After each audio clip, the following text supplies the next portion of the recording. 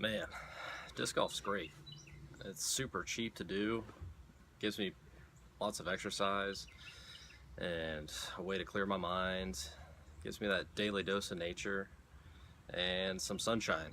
You know, if you spend too much time at the poker tables, you get a little pasty.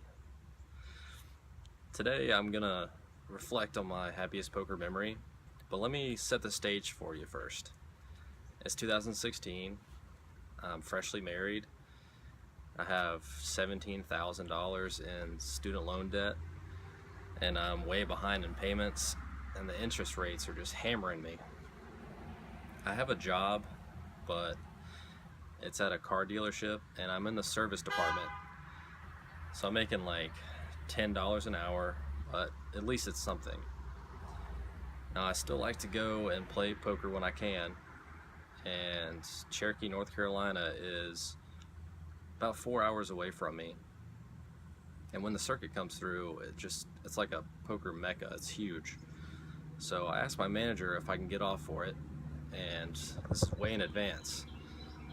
He's okay with it at first, but when it gets closer to time, he says that I have to stay and that I can't get off. So, I make a pretty big move and just say I quit. I don't need them and appreciate the opportunity, but got better things to do.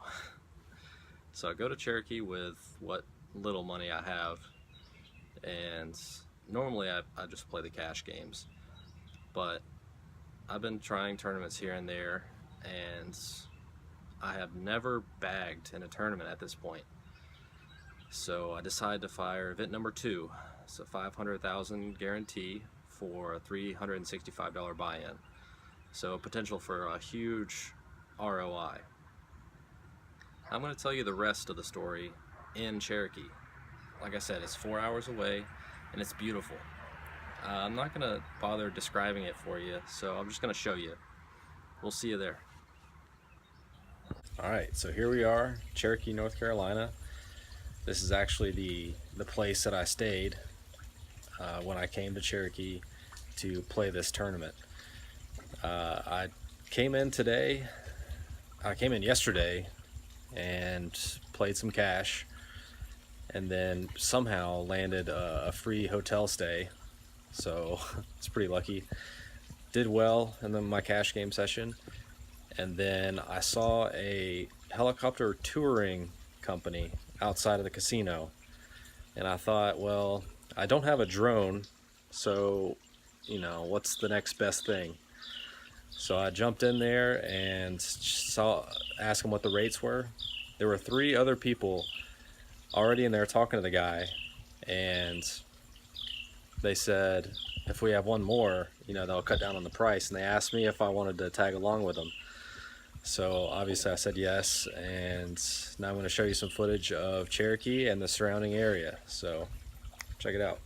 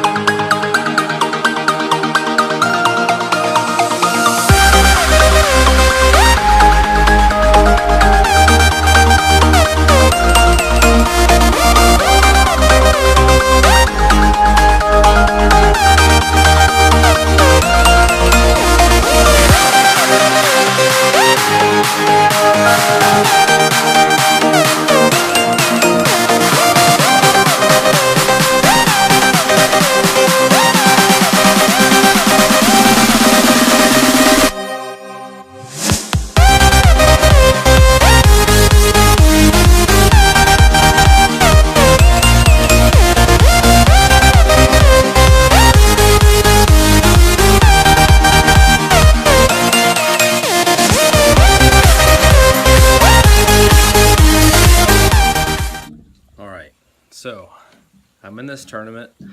It has 3 starting flights, Thursday, Friday, and Saturday. I enter on Thursday, play for about 9 hours, and I'm just like 3 hands away from bagging. I get it in with a short stack, and it doesn't go through. So I fire again on Friday, same story, 9 or 10 hours of play, and I'm really close to bagging, only to fall short. So I decide, you know, let's try one more time.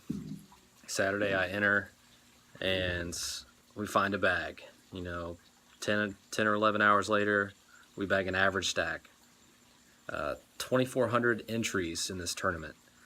Day 2, there's about 350 of us, and we're pretty close to the money. So the bubble bursts pretty quick, and 9 or 10 hours later, I mean, I find myself with 2 tables left. And we play it out till 2 a.m. and sure enough, there's only 8 stand between me and 108,000 for first. So I'm super pumped. We go to day 3, and a couple hours beforehand, I just have to get my nerves right. I go to my Airbnb, and there's this cool gazebo which I'm sitting in right now, and it has a babbling brook next to it, so it's super peaceful. It's got this neat design on the roof. So I come here, and I try to find some quiet, and I meditate for several minutes. I have to get around the mentality that I don't deserve the win, that it's always going to be somebody else that takes it down, you know. So I had to wrestle with that, and this is a really significant spot for me. So we go to day 3, and I don't even look at the payouts. You know, if I look at the money, it might affect my play. So I played my best, played my hardest, and I took on a huge spot against the eventual second place finish. Ran a huge bluff against him with king high. It really wasn't necessary, but it got me a lot of chips, and my momentum just carried me through the rest of the way there. I remember the last hand, I had pocket 9s, and he raised with pocket 4s. I 3-bet him, and he just jams all in, and I call pretty quickly.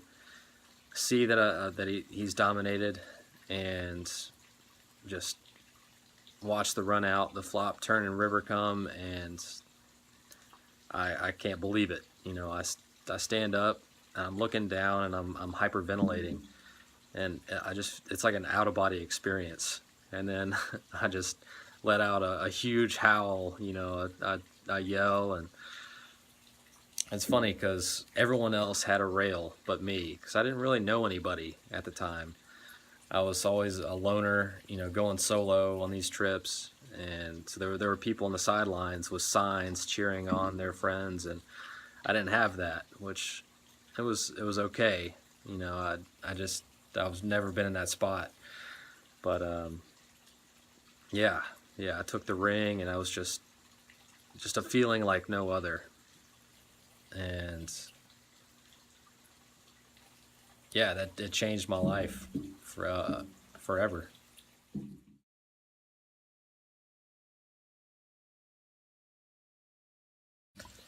Well, that's going to do it for me this week. Next week, I'm going to tell you why I deserve to win this Platinum Pass. Now, this time I got to go up in the sky and get some really cool footage, but next week I'm going to take things to the next level. So get ready. Thanks for watching. Cheers.